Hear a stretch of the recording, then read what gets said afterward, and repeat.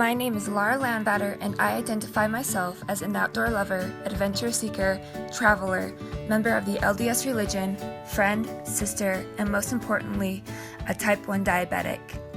The culture I belong to is a diabetic culture that is very active. I define myself as always being very aware of my health and strength. My parents are both professional marathon runners, so I grew up in a very active family. Ever since I was diagnosed with diabetes, my family has always paid close attention to their health. Because of my diabetes, I also have to pay very close attention to my diet. I always have to be counting the carbs I eat, aware of my sugar intakes, and paying close attention to the levels of insulin in my body. Typical food customs I've grown up with involve giving myself insulin shots before every meal and family dinners at 6. Every other Sunday, my whole family comes over for a big dinner where we can laugh, play games, and hear about the new things going on in each other's lives. Food is a big importance in my life because of my diabetes. Certain foods can affect my moods and always have to be careful and aware of what I'm eating and how much I'm eating. If I don't pay attention, it can really harm me.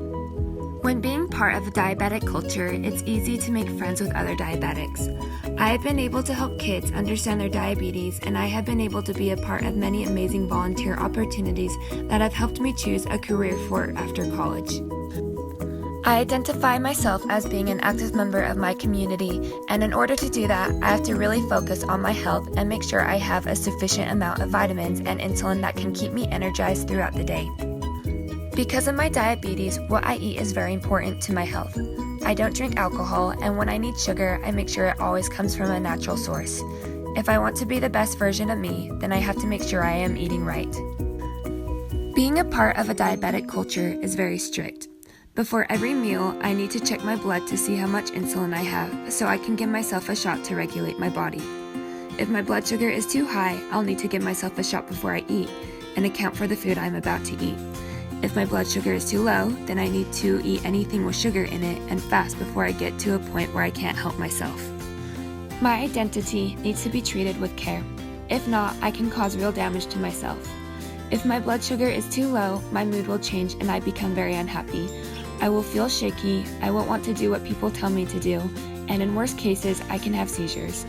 If it's too high, I'm not getting enough insulin in my body, which can make me lightheaded, can cause me to faint, and I can even throw up.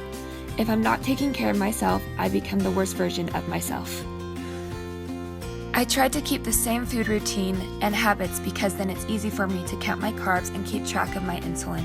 I usually start out with oatmeal for breakfast, it varies for lunch, and then lean meats for dinner.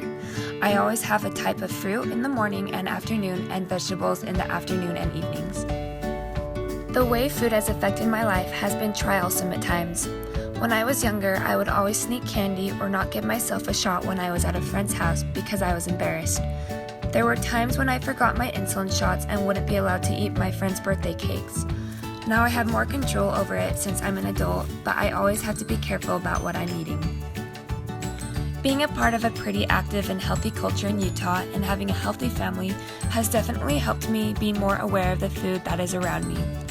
I feel sick if I eat fried foods or drink sodas, but I also spend a lot more money on healthy foods, so I'm getting all the nutrients and vitamins I need. It's hard doing that while going to school as well. Being diabetic has affected my life and my family's life. I was diagnosed at a young age when my parents didn't have good health insurance that could help cover a lot of the costs. They were in debt for a long time, and now as a student with a lot going on, it's really hard to keep track of the food I have eaten for that day. Because of my diabetic restrictions, it has really affected my life. Times when I didn't realize my blood sugar was too low, I would get really moody and rude and do things that I wouldn't normally do. I was rushed to the hospital on several occasions when I was younger because I gave myself too much insulin or was not eating enough, causing myself to have seizures. I've definitely had trials that have come with having type 1 diabetes, but I've also been able to help a lot of kids with diabetes too and help them understand them better. As many trials that I've had, I'm so grateful to be part of such a healthy family and culture, and I will continue to help others that want to learn more on how they can be more healthy when diagnosed with diabetes.